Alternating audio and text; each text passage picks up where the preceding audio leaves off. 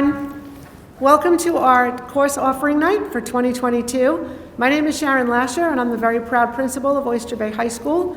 There are a number of administrators here from our team this evening, and you'll have the opportunity to hear from many of them.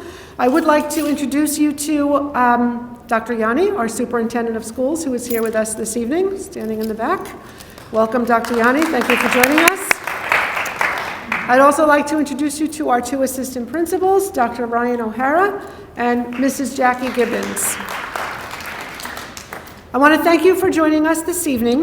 This is an important night for you as you work with your child to prepare his or her schedule for next year. Each department supervisor will explain the courses that are offered in their departments. They will explain the various levels, the choices, the required courses, the sequences, as well as electives that are offered in each department. We're going to have each of them come up and present to you individually.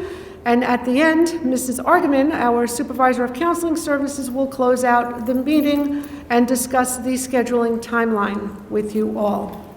I just want to start out by showing you just a slide of all the AP courses we offer here at Oyster Bay High School. We are considered a small school in comparison with many of our neighboring school districts, and to offer all of these courses is outstanding, and your children will have incredible opportunities while they are here, and they can take many of these courses based upon their interest level. Each supervisor will mention the courses that are taught in the department. For example, if you just look at the first line, we have biology, AP Biology, AP Calculus AB, AP Calculus BC, and AP Chemistry. So obviously that would be science, math, science, and it goes from there. I'm not going to be redundant and go over each of these, but there are a tremendous amount of offerings for your child that offer them rigor and challenges, and these courses can be used to help them in their college career. For those of you who may not have experience with AP courses, they offer your child an opportunity to learn something about a topic they're very interested in, but even more importantly is this gives them opportunity to earn credits that can be transferred to college when the time comes. For many students, and I'm just going to tell you a quick story. The other day we had our alumni day. I believe it was Tuesday. It was virtual, so the days are kind of blending into each other. Many of our college freshmen who graduated last year came here to talk to our seniors who are in our college essay course.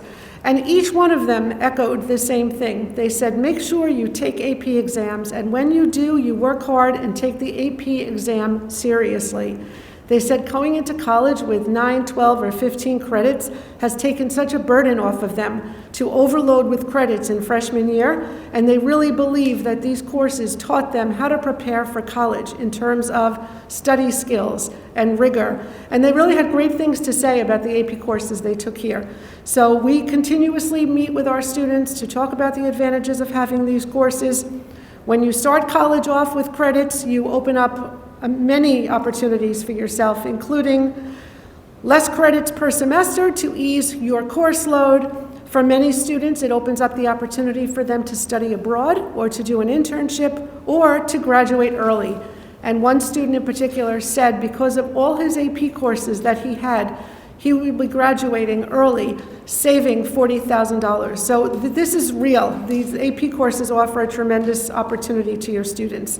So without further ado, I'm going to start the evening by introducing Mr. Anthony Femino, the supervisor of our Fine and Performing Arts Department. Thank you.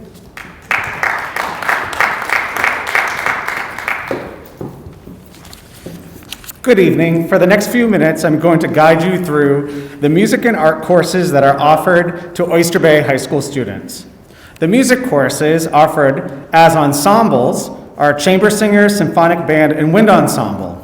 It is highly recommended that students remain in the ensembles for all 4 years of high school that they've been working so hard to be part of since their days at Vernon. As you may know, all students must receive at least 1 credit in art or music.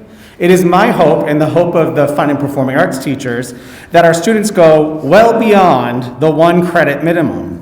However, any of these music ensembles I just mentioned do fulfill the graduation requirement needed for the arts.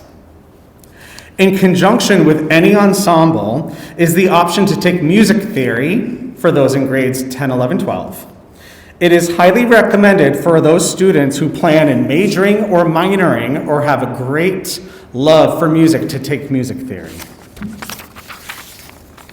An additional ensemble is offered, the jazz band, or jazz ensemble, and it's a co-curricular course that is offered after school. Students do receive half a credit for jazz ensemble, and it includes all instruments, not just the traditional jazz band instruments. With our art courses start with either Studio in Art or our new Studio in Media course as the foundation for other advanced art courses, provided as a visual with the multiple options students at Oyster Bay have. The fine art path includes taking studio art, drawing and painting, and advanced art and design before taking AP art. The fine art path focuses on 2- and 3-dimensional art, drawing, painting, printmaking, sculpture, and collage. Studio in Media is a new course and will be the digital foundation for computer art, graphic design, photography, and advanced art and design before taking AP art. The course will focus on computer design, photography, and graphic design, and may include film, video production, web design, to name a few media. This course may also count toward graduation. Sculpture and ceramics does not require any art experience. Students learn sculptural techniques of carving, modeling, and constructing using clay, wood, metal, plaster, and fabric. AP Art prepares students to take either the drawing or 2D portfolio AP exam.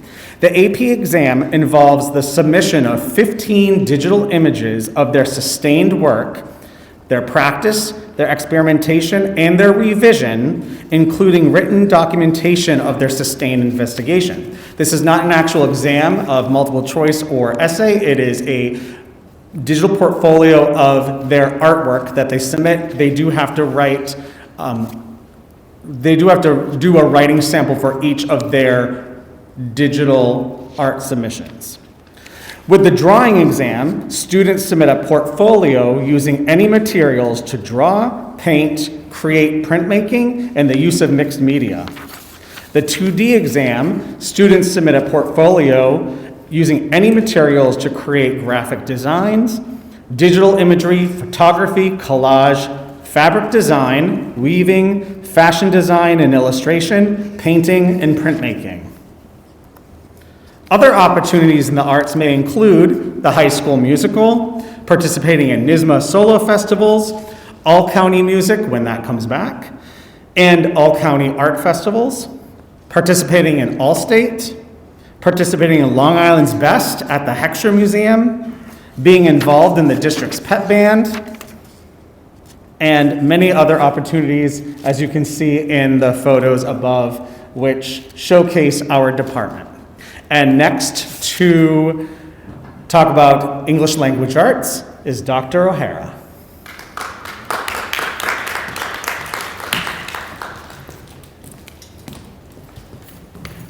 When we all put our slides together, and I saw the pictures Mr. Femino ended with kids doing theater and singing and marching and everything, and I was thinking, I want to get some pictures to make the English department look really exciting, and a lot of my pictures are just pictures of kids reading books. Which, I'm looking at this and I'm thinking about reading books, I'm like, how am I going to do that? But then I remembered one that I took on Halloween. I mean, that's pretty exciting, right? So English is pretty straightforward. You have to have 1 credit of English for each grade through high school.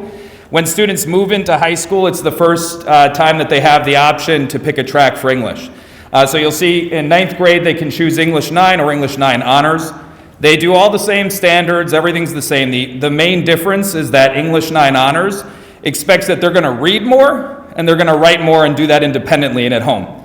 So I like to tell the kids that anyone can be successful in that course as long as you're willing to make the time commitment that it takes to reading more. And some people are really fast readers, some people take longer to read, and that's fine.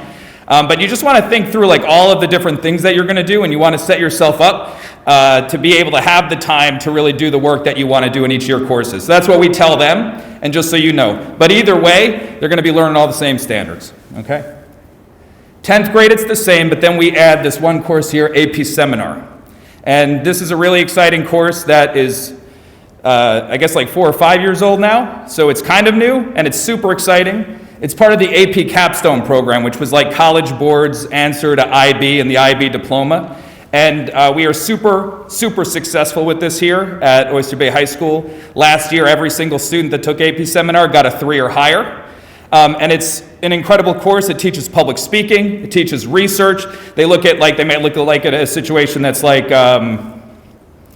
imagine they're going to put like an off-ramp over here. What do you think about that? And they would have to think, how would an engineer look at that? Versus how would a politician look at that? Versus how would an environmentalist look at that? Versus how would a local merchant look at that? And so they look through all these different lenses and then realize through each lens that they look at that there could be different perspectives within that. And then they pick, totally of their own choosing, a topic that they're interested in. They work in a group to do research and design a presentation around that and then present it. And then they do that again on their own. And each one of those presentations and papers count as part of their AP score, along with a test at the end. Encourage your students, if they're coming into 10th grade, to talk to the older students. It's a super popular course. It's hard work, but it's work that they can be really proud of. And it also is a gateway course because it opens up the opportunity to do AP research, which you'll hear more about during the science presentation. But they can pick anything they're interested in, any course that they take, and then do a year-long independent study on whatever they're interested in. It's just really incredible. Have them ask me about it if they're not sure. I want to encourage them to do it. 11th grade, we have AP Language, which gives students an opportunity to study rhetoric in addition to English 11 and English 11H. Again, through each of these courses, they're working on the same standards. So either whatever you pick, they can move from a 10 regions to an AP if they did really well. They have total freedom within each year to go after what they want to do. We'll try to help them make the best choice that they can, but you don't have to worry along the way that if they take one, then they maybe couldn't take another. They're going after the same standards all the way through. In 11th grade, every student, regardless of track, takes the English Regions exam. You can see it's right here. It's just 3 parts. It's 24 multiple choice questions. They look at 3 texts. One's fiction, nonfiction, and then a poem. Then they do a second piece where they write from sources. So it'll say something like, should you be allowed to bring pets to work? And they have to say what they think about that using evidence from articles that are provided on the test. And then the third part is a short excerpt from something that is written. They say, what is the controlling idea of this thing, and what is like a rhetorical or a literary device the author uses to reinforce that. Our kids do really well on this. It's something that they have to pass to get through, but they don't have problems. They're working on this all the way up. 12th grade, they have a choice of English 12, AP Literature, or College English, which we used to be partners with St. John's. We moved over to Stony Brook University. We're really excited about that. Kids are able to get up to 6 credits of core English credits from Stony Brook University, which are fully transferable, guaranteed to any SUNY institution and to lots of private institutions. It's Intro to Fiction in the fall, Intro to Film in the spring, which is also nice for seniors in their spring year, but it counts as an English course listed at Stony Brook. So that's an incredible course too. I think each course, right, this past year has been $300. It should probably stay the same. $300 for 3 credits, $600 for 6 credits. So it's a great opportunity. Any questions about any of these things, just call me and I'll talk to you about it. We have electives. I really encourage you to think about these. We have great opportunities for publication here.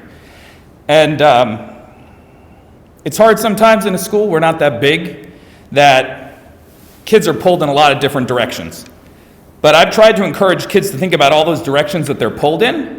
They have really cool, interesting experiences, and that's something they could bring to journalism. Like, I would love to see the paper reflect more of the experiences that students have here and all the incredible things that they do, and then let them write about it, and let them publish it. We have a creative writing class. Stuff from those courses and English classes can also go into Agape, our literary journal. So there's lots of opportunities for publications and contests. We added a grammar course. I'm a big fan of that. It's hard when you only have 40 minutes a day to figure out how you're going to fit everything in. But if that's something you're interested in your children having, we've added that where they can do a full semester study of grammar and make sure they have that locked down tight. We added SAT reading and writing prep, and then of course there's AP research, which I mentioned, and then essay writing for college, which is a popular elective for seniors. I'm sorry I'm talking fast, but I know they're eager to keep going. I know you want to get home and get ready for shoveling. So that's all the excitement. Now you can hear about math from Mr. Bixhorn. Any questions, just come ask me about them. Thanks.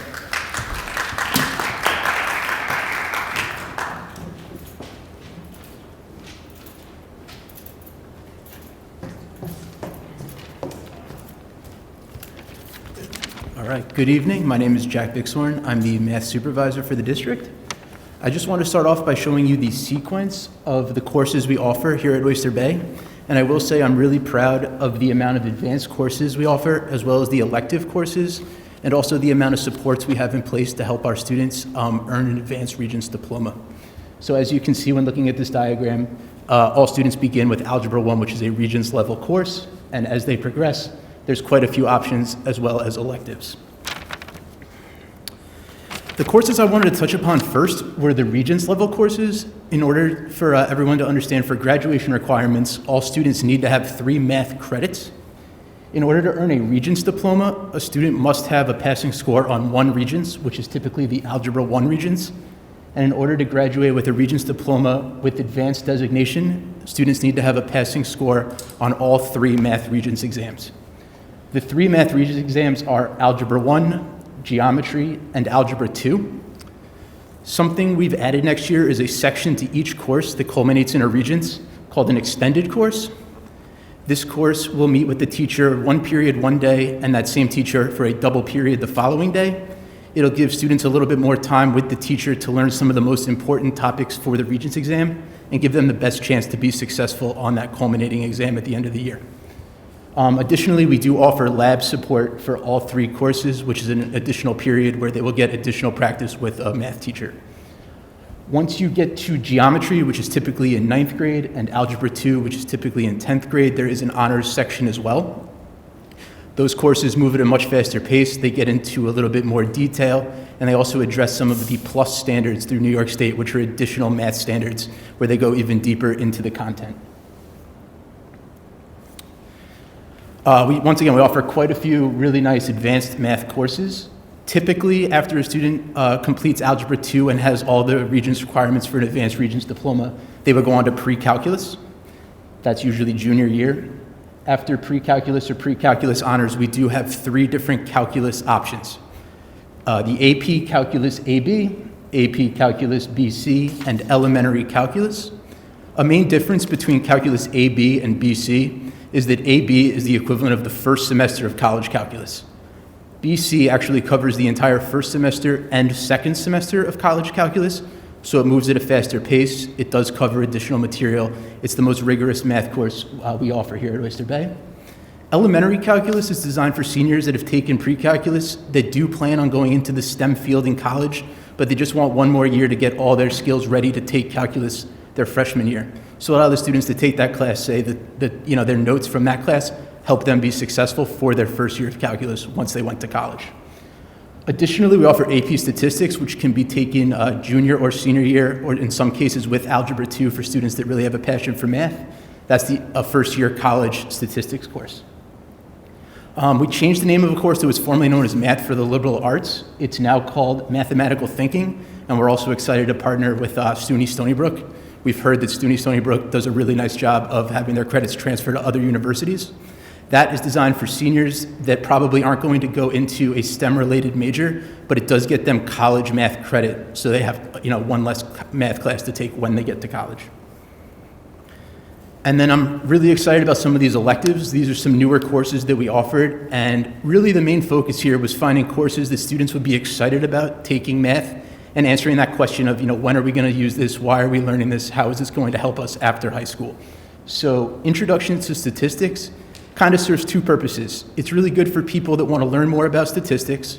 The research that I've done through talking to universities and through math organizations is that statistics is a field where there are a lot of jobs that are well-paying jobs, and they don't have enough people to actually fill these jobs. Statisticians and data science are 2 of the most popular current careers. So I'm trying to get students to learn more about statistics, get excited about it, and make it as fun as possible. That was a golf experiment where they calculated using a belly putter versus a regular putter. measuring for the difference in variance and using that data to determine which putter is better. I've seen the class, the kids are having a great time in there. It also could help them possibly take AP statistics as a senior if they realize they like stats. Financial math is really designed to help students with their personal finance after they get through high school. They might do some things about learning about interest, investing their money, how to manage their money, what would be a good loan, things like that. It's also had really positive reviews. A couple of seniors have come up to me this year and just been very thankful about that class, and they love working with Ms. Pimentel. And a new course that we've never ran before, but it will be offered for next year, is a pass-fail course where it really focuses on helping kids be as prepared as possible to take the SATs and do as well as they can, as well as take an AccuPlacer test. That test is if you decide you're trying to get into a community college and you're hoping to kind of test out of having to take a remedial math course, which would cost the students money out of pocket. So the goal is to prepare those kids with the skills and the knowledge to do as well as they can on those 2 exams to help them get into college and not have to pay for remedial credits. Once again, I know I was kind of quick. Please feel free to reach out to me if you have any questions. On the first math slide, you had something called integrated math and right at the downward arrow. Oh, sure. Yep. That's a good question. So we're hoping we're not going to have to run that class next year, but that would be for a student that earned the Algebra 1 course credit, but failed that Regents exam, and then they also failed it again the following summer. We would then find some sort of way to get them to prepared to take the Algebra 1 Regents again in January, and then also begin preparing them for geometry the following year. So that's a course we haven't had to run because of the Regents waiver, but I did want to put it there just to show there is a backup plan for a student that earns the Algebra 1 course credit, but is unable to pass the Regents exam. Yes? I just want to make sure that I understood correctly. You had mentioned that in 10th grade, the kids that are in fact going to be taking Algebra 2, they can also take AP Stat, AP Statistics at the same time as Algebra 2? We're going to be doing that moving forward, yes. Oh, okay, so that's something new? Yes. That was something, that we're doing for next year. We're going to have students be, if they choose to go for Algebra 2 and AP Stat at the same time, we're going to consider allowing them to do that. Yep. All right. Any other questions? Up next, I'd like to introduce Eric Bramoff, the Director of Athletics.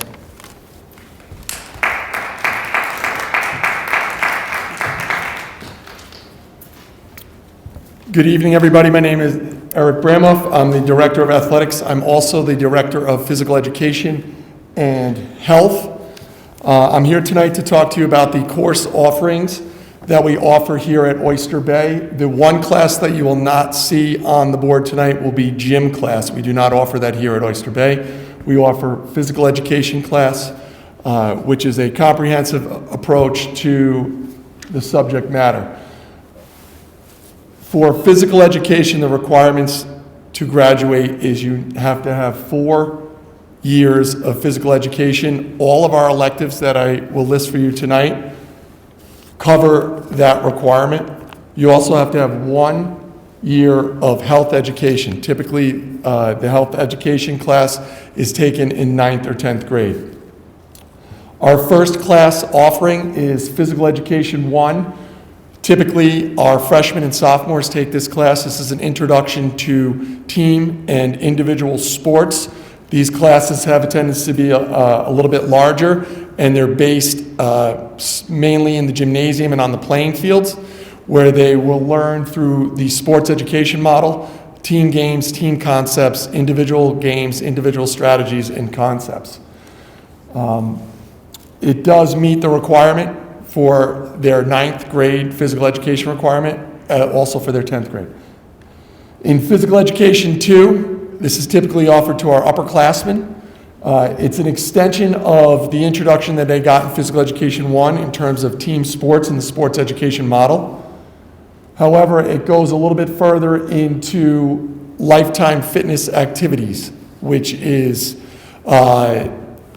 a little bit of a deviation from the traditional games, where we start moving into things that you'll be able to do as an adult once your athletic career has ended.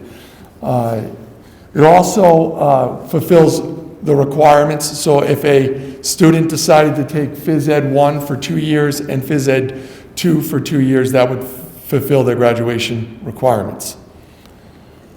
As I said, health education, we offer that typically to 9th or 10th graders. Health education is a classroom-based course. They cover the various topics that are listed up on the sheet. The main focus of the class is lifestyle choices, and it covers the various topics such as emotional, sex education, substance abuse, diseases, and disorders.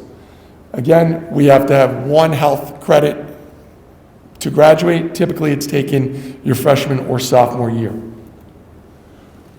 This is a slide that depicts Physical Education 1. This is some of our freshmen and sophomores participating in class. This is a depiction of our health class, which is based in the classroom. From my observations, it's a very interactive class. It's a very hands-on class. Students are highly engaged about topics that sometimes may have taboo. It's a safe environment so they can discuss very important topics regarding health and making good choices as young individuals. The next course offering is an elective, but it does satisfy one of the 4 requirements that is needed to graduate. The mindfulness-based physical education class is typically taken in your sophomore through your senior year. You can take it 2 times. And what this is it's based more on the individual's journey with the connection of the body and the mind. These are typically smaller classes. They do not engage in team sports. I have listed on the board some of the activities, including yoga, Pilates, Tai Chi, Bosa Ball, and mind-body integration. I've had the privilege of sitting in on this class. This class is really offered to the individuals that either A, want to expand their knowledge of physical education, or sometimes this is a better fit for a child that might be overstimulated in a larger class. I've seen that this is a pretty popular class amongst our upperclassmen. The next course offering, which also fulfills one of the 4 graduation requirements, would be weight training and fitness. This course is currently not running, but we are set to run this class in the fall. This class is similar to the mindfulness-based physical education, where we're going to offer from a different perspective. As opposed to team sports, the class will focus on comprehensive weightlifting, conditioning, and agility. It also touch upon the sports of competitive fitness and weightlifting. This is an individually centered class, very similar to the mindfulness class that is offered. Again, it does fulfill the physical education requirement for 1 year, and you can take this class up to 2 times as well.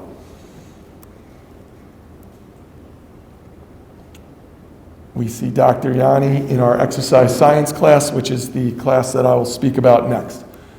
So our exercise science and injury prevention class is a college level class where you can receive credit through Oyster Bay's college partnerships. This class you will need to seek permission to enter from the athletic director and the physical education staff. What this focuses on is the topic of exercise science-based activities. So they may perform a workout or perform a skill, and they will analyze it using a science-based approach. It also talks about injury management. This would be viewed as an introduction to physical training or physical therapy and injury prevention in athletics for the high school athlete and moving on. What you'll typically see is that this is a class that an upperclassman would try to gravitate towards that maybe wants to have a career in athletics or sports. And for science and technology, we have Dr. Jana Ostroff.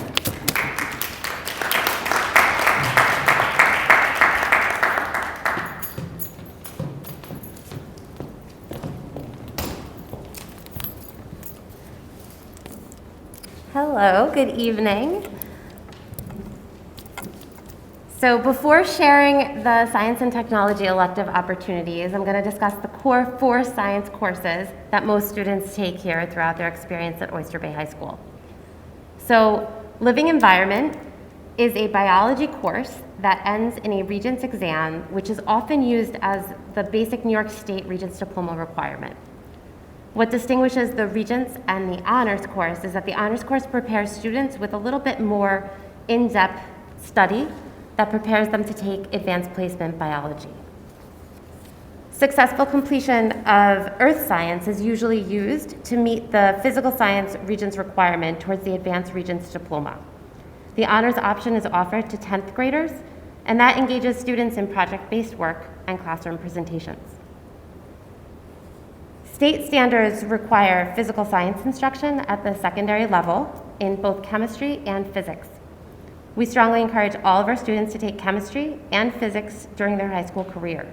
These courses are frequent prerequisites, or what we call gatekeepers, to a wide range of technical jobs in healthcare and service industries. We just heard about physical therapy.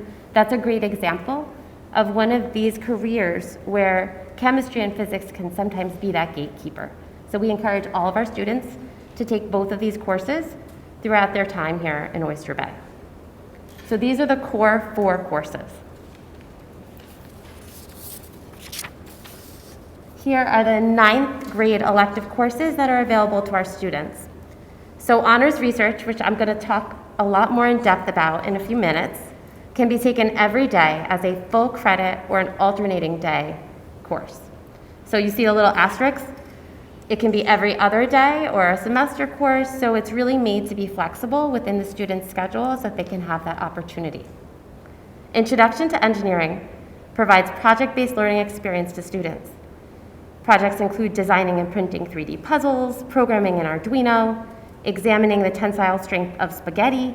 So these are some of the things that the students engage in. They also have the opportunity to interview engineers, participate in the Breakfast of Engineers, and have shadowing and internship opportunities.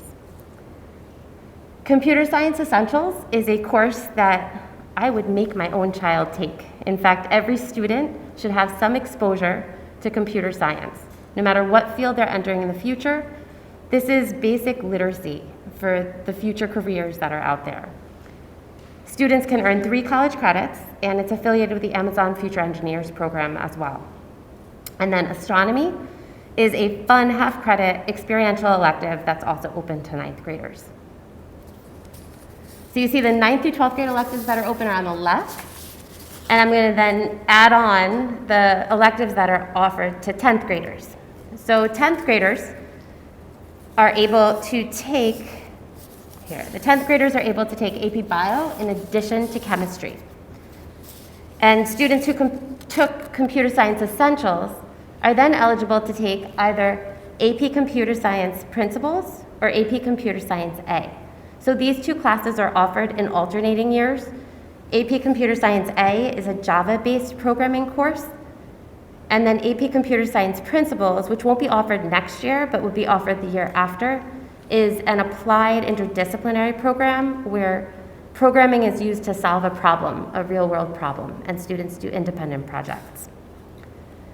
This final course, Cisco Networking, that becomes available to students in 10th grade, can earn up to 6 credits at Farmingdale College, and then it's 2 of 3 parts of a Cisco Networking Engineer certification. And so it's very valuable to students who are interested in that field because it actually prepares them to work in the field. In 11th and 12th grade, even more opportunities become available.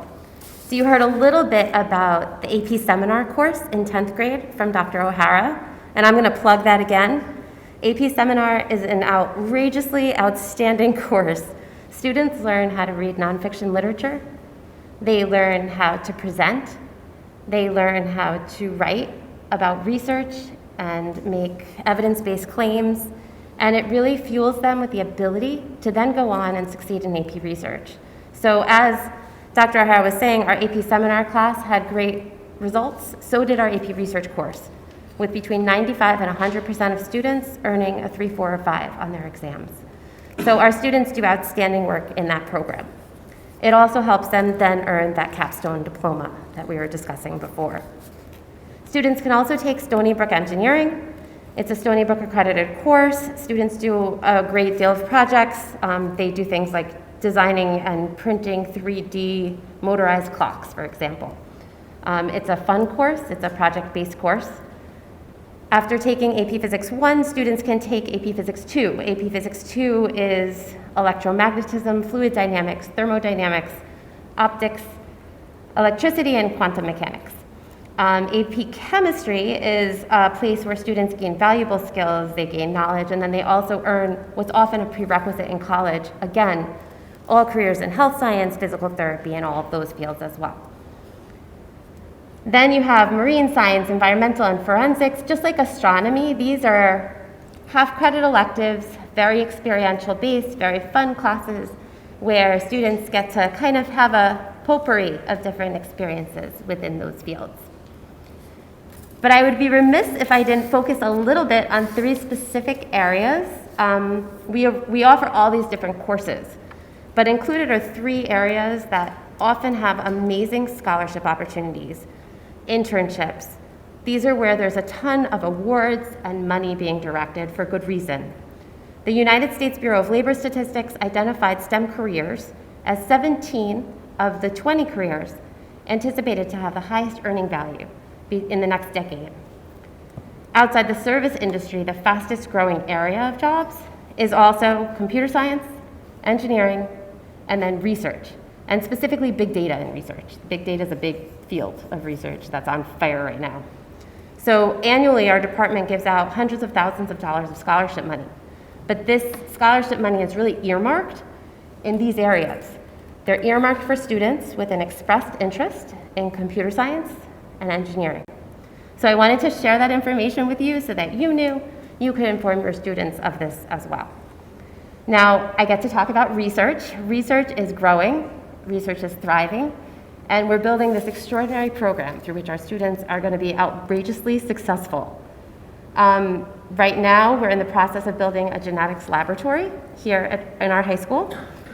And we've partnered with a ton of different local organizations. So Friends of the Bay, Citizen Science Campaign, the Cornell Cooperative Expansion, the Town of Oyster Bay, the Oyster Bay Cold Spring Harbor Conservation Society, the Waterfront Center. All of these different groups have scientists that are coming together on 2 big projects with us. So there are 2 different grants. There's a CBINS project, which is committed to studying plastics and plastic pollution within our bay right here. And then we're also looking at storm drains and the local storm drains and how they influence the health of the bay in our local area. So these 2 projects, these 2 grants, are going to provide many different individual opportunities for our students. So what we're doing is we're taking a lot of our 8th, 9th, and 10th graders, and we're inviting them to kind of start these projects, seed these projects now, so that they can then get these internships, get these projects started with our local scientists this spring and this summer. So please tell your children, tell our students, mark your calendars, room 311 at 2:20, Friday, January 14th. There's a research party, and a lot of these different scientists are going to be there sharing these ideas for students to kind of get started and get going. Okay, so that is what I have to say. Again, like everyone else, there's just not enough time. If you have any questions about your own children, it's always a pleasure to talk to you. Pick up the phone or shoot me an email. So now I get to introduce our esteemed Assistant Superintendent of Instruction and Curriculum, Dr. Joseph Pescara.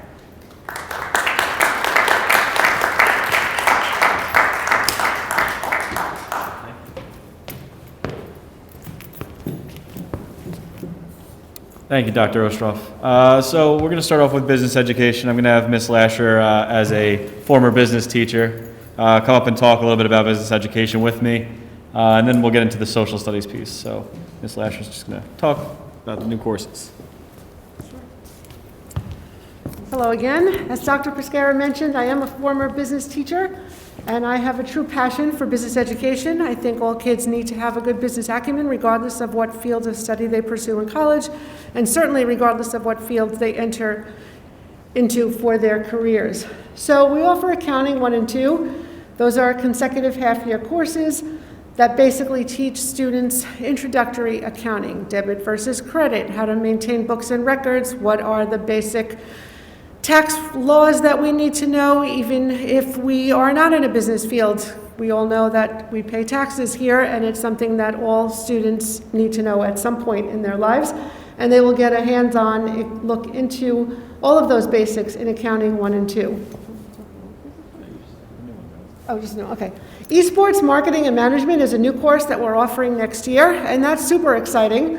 In that course, we're going to teach students what the sports industry is really like. It's a little different than sports marketing, which is more advertising and things of that nature. Esports really focuses on what's going on the internet in terms of sports marketing and management. Sometimes the words marketing and management are used interchangeably when they're actually very different, and students will learn the differences between those two fields, and they will learn what career opportunities lie ahead for them potentially in the sports industry in terms of marketing and or management. Business law is something I actually taught myself for many years, and that is an introduction into all the laws that we need to know as functioning citizens in the world. And it will focus on things like purchasing, rent, leasing, things like that. There's a wide array of topics. Sometimes you can't even cover all of them in a half-year course. It pretty much aligns with some of the topics that are taught in business law in college, which is a core requirement for anyone who is in a business field in a college program. So we're super excited to add those 2 new courses this year. They're each half-year courses, and we hope the kids choose those courses back-to-back or side-by-side, and they will provide them with important information that they need to succeed as a business major. Oh, that's the next slide.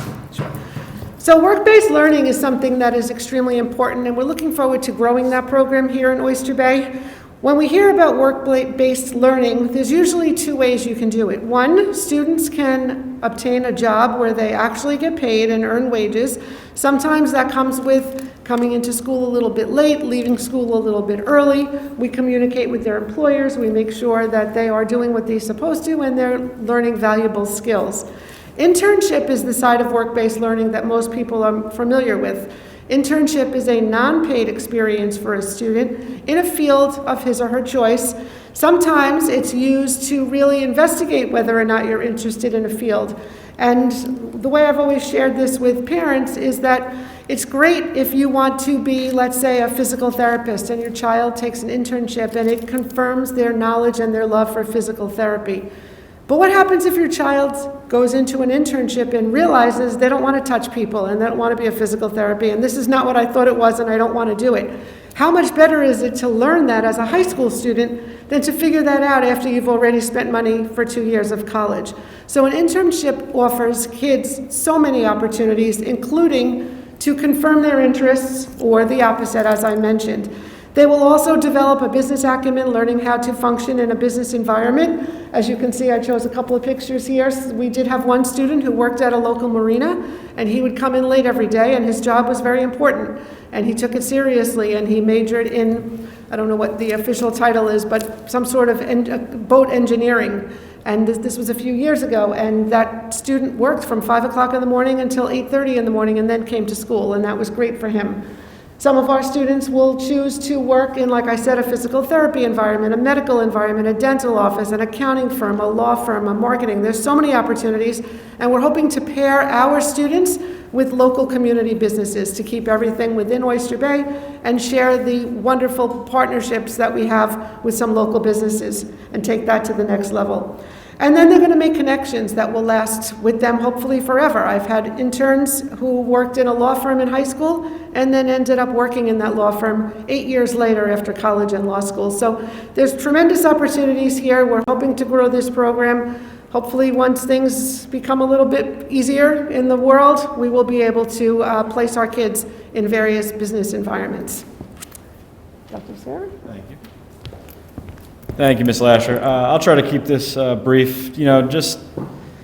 I've been here long enough now where once in a while I'll run into a student in town, and in the last 2 days, I ran into a student yesterday he's in college now, telling me his favorite courses are the political science courses. And, I think that's science and math, and those are great for a lot of our students, but there are a number of our students who are really passionate about the social sciences. And, just today I got an application for a student teacher for a student who was here when I first started, wants to be a teacher and minors in history. So, I think our history department does a great job of bringing the students in and really making them find a passion in the social sciences.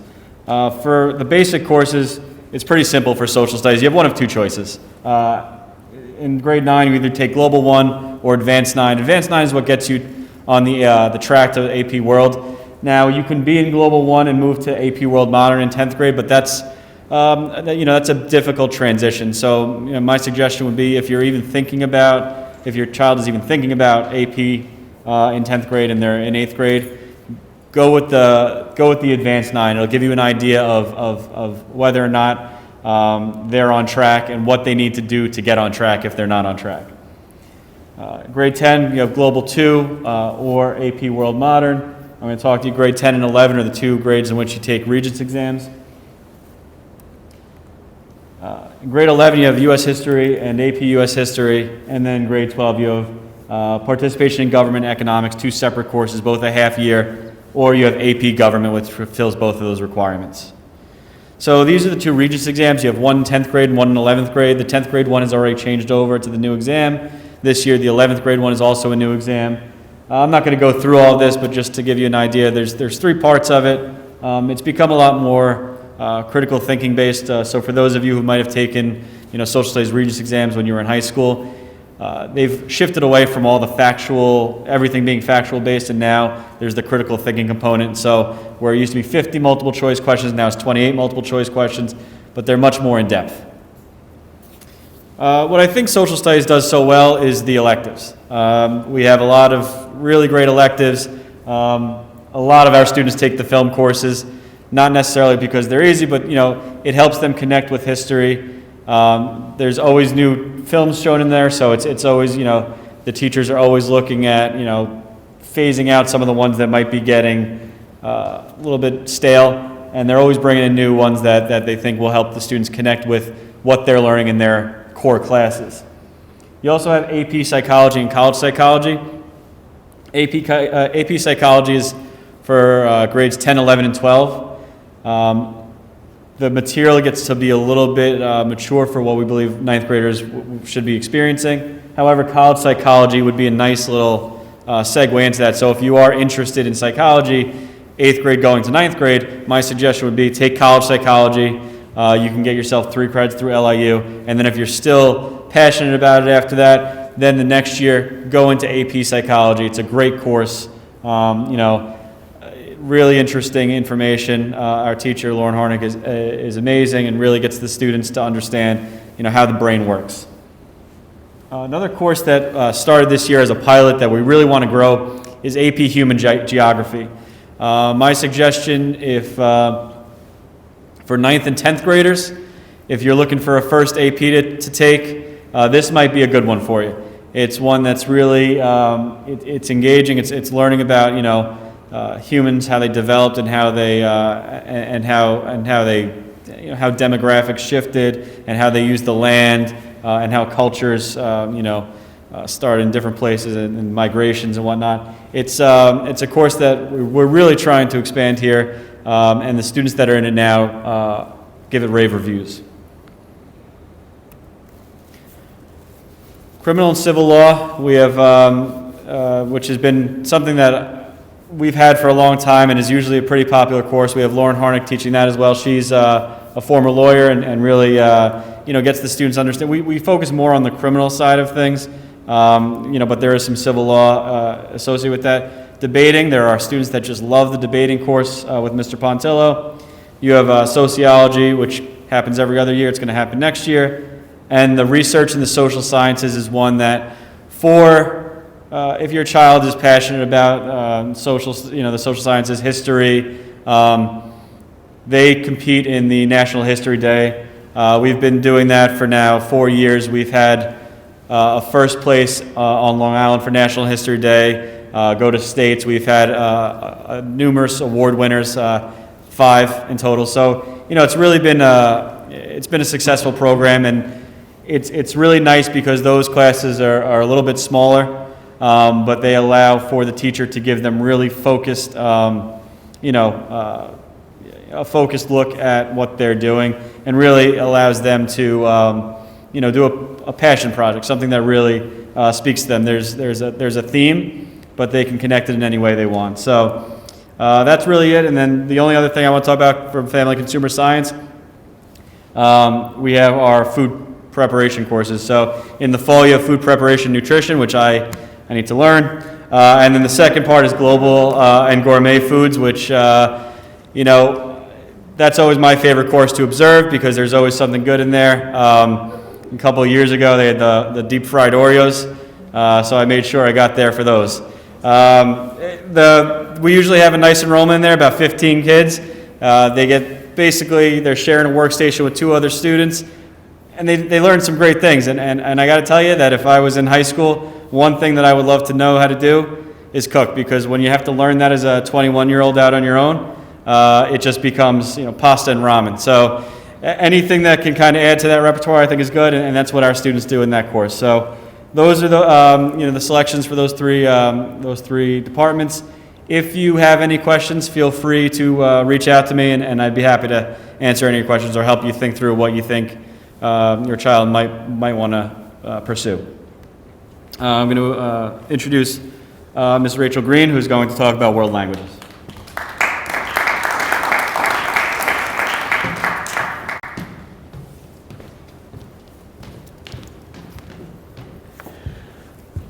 Bonsoir. Buenas noches. Should I continue? I'm just kidding. My name is Rachel Green. I am the supervisor of world languages. I'm here to talk to you tonight about our world language program. I guess the 2 most important questions that our students have to ask themselves when learning world languages, one of them occurred already in 6th grade. And the question that they had to ask themselves in 6th grade is, which language do I want to study? Because they make a commitment at that point to study a language for at least 2, if not 4, if not 6 years. And basically, at this point, going into high school, our 7th and 8th graders have already received, should they have passed both classes, they have received 1 high school credit. Moving on, you'll notice it's pretty, it goes in order. You have French 1, French 2, French 3. The French 1 course is the minimum requirement. Then you would continue to level 2 or level 3. At that point, that is the advanced Regents designation. Students take what's called the FLAX exam. Several years ago, maybe when we were all in school, we may remember that we had language regencies. New York State several years ago ended regencies in languages, but we belong to a consortium called FLAX. And what FLAX is it standardizes our measuring of our students' language acquisition. And many school districts use it, so that's how we attain the credit. So from there, after level 3, the students get to decide how much and how proficient they want to be. And when they make a decision to continue in their languages, in French 4, Spanish 4, college French, college Spanish, they can receive college credit for both of those classes. And next year, we're implementing AP Spanish, which gives our students, obviously, it's a more rigorous course. It is a course that can lead to even more college credit. We also have American Sign Language that can begin in 9th grade for students that want to opt to take American Sign Language as well. We recommend students to continue with one language and not switch to another one, because what we look for is language acquisition, long-term language acquisition. And those are really the 2 major decisions is, number 1, what language, and number 2, how proficient we want to be. And when we get to the upper levels, that's when we determine that. All of our language classes from the beginning all the way up to AP Spanish deal with listening, speaking, reading, and writing. Those are the 4 modes of language acquisition. And the last one is culture. So when you're in a level 1 class or even a level 2 class, basic conversations, teachers do speak 90% in their target language. But when you talk about early level language learning, we can be having conversations such as just basic readings, how are you? And then when you get into the upper level classes, the AP Spanish class, and college French or Spanish, you're having conversations that can be about global warming. So you start off very simple and then we work our way up. So that's why there's not that many different choices, because number one, you start off very easy, you're learning about your listening, speaking, reading, and writing skills, but with basic language. And then as you move on and as you get higher up in your learning, it becomes much more difficult. So not that many choices for languages, but we like to see our kids obviously become lifelong language learners. So I have a couple pictures up here. You'll see our American Sign Language class over there, and over there you see one of our Spanish 2 classes present. We focus on communication. We focus on interpersonal, presentational, all kinds of projects that we do in class. It's very hands-on. It's not, back in the day we used to talk about, learning how to just conjugate verbs and endings and root words. What it's moved to now is that we've changed from formation to what we call function. And the classes have become much more functional, and that's how we're getting students to become much more proficient. Okay? Should you have any questions, please feel free to contact me. And I am now going to hand this over to our last presenter for the evening, Ms. Melissa Argaman, who is our supervisor of counseling. All right, good evening. We are almost done. I know we've thrown a lot of information at you tonight. Tonight's really the start of our course selection process. So believe it or not, it's January, but we are now in the throes of planning for next year and starting to create our master schedule. So you coming here tonight and hearing all of these offerings is kind of the first step. In the next few weeks, counselors will be visiting English classes to go over graduation requirements with the students and explain the way the course selection process is going to be going. We'll be going over elective credits with them and referring to our course guide, which we have recently completed and is now on our website. So if you go onto the Counseling Center website, you can click on the course guide and get some descriptions of these courses that we spoke about tonight.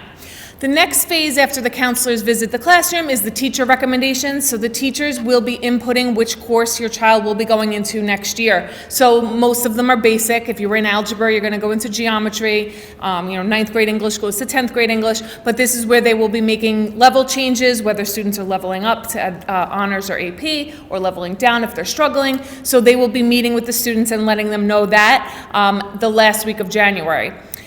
Next, the counselors will be meeting one-on-one with the students. We'll be pulling them out of social studies classes, coming down to review the courses that they were recommended for, and also discuss electives. So please go home and tell your children to think seriously about what electives they want to take. We have a lot of really great options, and that's how we build our master schedule. It's catered to what the kids want.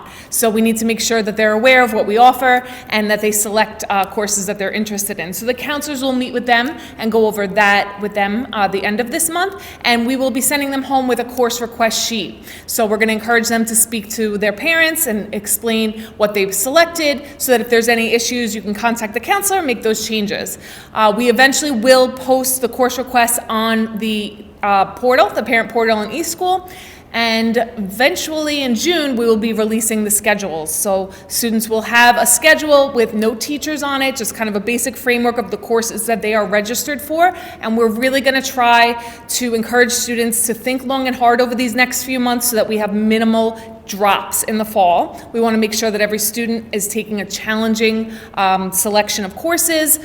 We've been working hard this year using different Naviance assessments to try to get their strengths and weaknesses, figure out what they like, what they don't like. So counselors will be using that to help the students inform what electives they may want to take. So we're really hoping that everyone will get the courses that they want, and we'll be able to have a good master schedule for next year, and everyone will be happy and successful. So if you have any questions about their schedules or their courses, feel free to contact me. I know Ms. Lasher wants to say thank you for coming, and I would like to thank you, and please feel free to contact me if you have any questions. Thanks. Thank you, Mrs. Orgeman. I just want to thank all of you for coming. We threw a lot of information at you this evening, and I just want to give you a chance to take a sigh of relief. We have course books. We were hoping to have them ready to hand out this evening, but due to some current circumstances that you can imagine, they are not back from the printer just yet. We expect them early next week. We are going to give them out to the students who are currently in grades 8 through 11, which will be our next year's 9th through 12th graders. I will send an email home to families so you will know to look in your child's backpack to find that course guide. It explains every course that we mentioned tonight in great detail, so you can rest easy that if you missed something or you didn't take notes or pictures, it will all be there in print for you. In addition, like Ms. Orgeman said, the book is currently on the website under the Guidance tab. I want to thank our Board of Education and our central administration for supporting all of these wonderful programs that we offer here. I have the best job in the world because in one day I can go learn something about physics. The other day I saw a pig flying in some circular motion, and I never took physics as a kid. That was fun for me. I've learned a few phrases in ASL, and I surprised my own children who both are fluent in ASL, and they were a little surprised, and now they feel like they can't communicate together because now they think I know all of it. And I can go into any class and brush up on my math skills at any time. I did see Dr. Yanni teach kids an exciting way to learn how to multiply squares. Is that right? Yep. So we have a lot going on here. Our kids are sponges. They love to learn. I love to watch them learn. And as you can see, we have a wide variety of courses for them to choose. So hopefully this was informative for you. I thank you for coming. And of course, if you have any questions for me or anybody else, you can find our contact information on the website. Stay safe. And like Dr. O'Hara said, happy shoveling. Thank you. Have a good night.